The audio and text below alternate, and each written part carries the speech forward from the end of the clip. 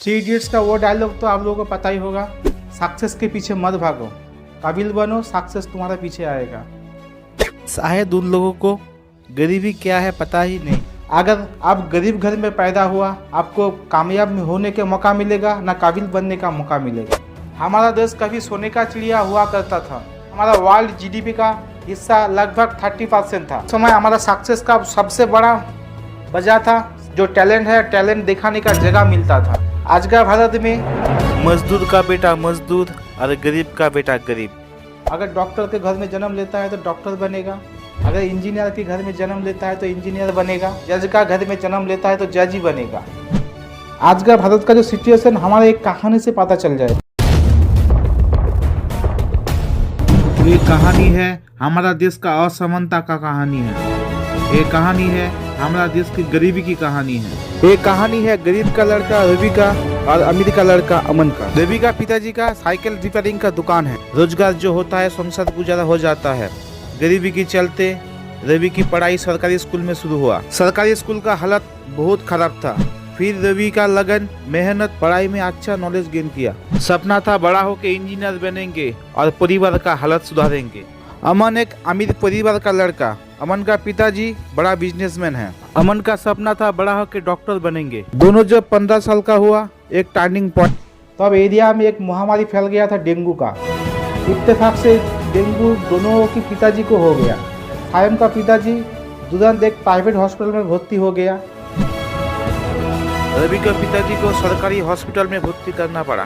कुछ दिन बाद सायम का पिताजी तो लौट आया, लेकिन रवि का पिताजी का हालत बिगड़ते बिगड़ते देहांत हो गया।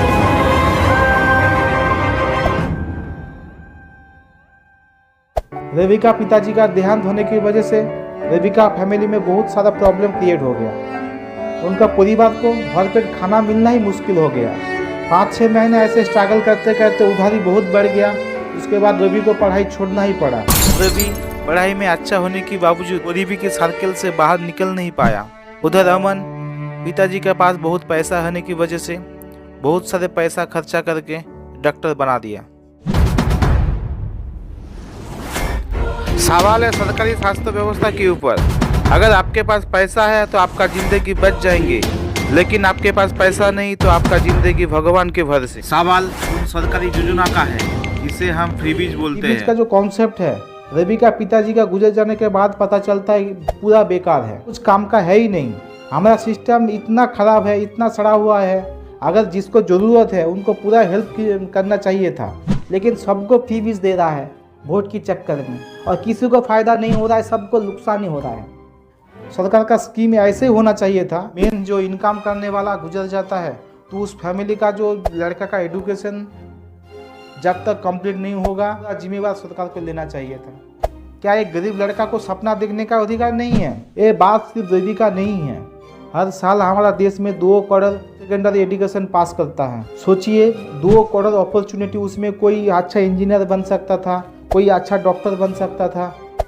हमारा देश का जो अपॉर्चुनिटी उसी को ख़त्म कर देते हैं और बाहर जाके बाहर देश में एक टेक्नोलॉजी हमें दे दो, वो टेक्नोलॉजी हमें दे दो, भीख मांग के लाना पड़ता है। 2 करोड़ सपना हर साल पूरा होता तो क्या होता? हमारा देश में हर सेक्टर में डेवलप होता। डिफेंस हो, एजुकेशन हो, हेल्थ हो, हर सेक्टर में हमारा दबदबा होता।